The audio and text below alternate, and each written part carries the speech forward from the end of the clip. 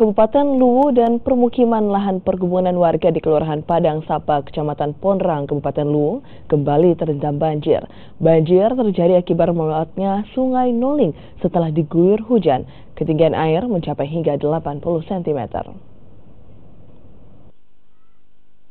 Luapan Sungai Noling setelah diguyur hujan deras di wilayah hulu membuat puluhan rumah di Kelurahan Padang Sapa, Kecamatan Ponrang, Kabupaten Luwu, Sulawesi Selatan, Jumat siang terendam banjir.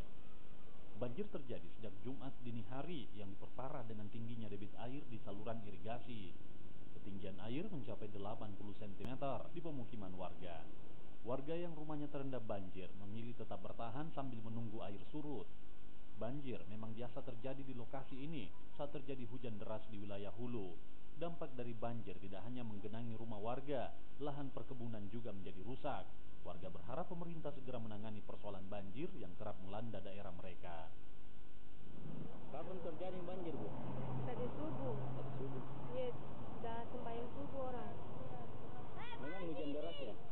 Enggak sih, enggak keras sih hujan, tapi dari gunung juga. Bendungannya di atas Noling juga toh. Banjir yang melanda perkebunan warga di Kelurahan Padang Sapa, Kecamatan Ponrang, Kabupaten Luwu ini membuat warga mengalami kerugian karena tanaman kakao terancam mati. Amran Amir, Kompas TV, Luwu, Sulawesi Selatan.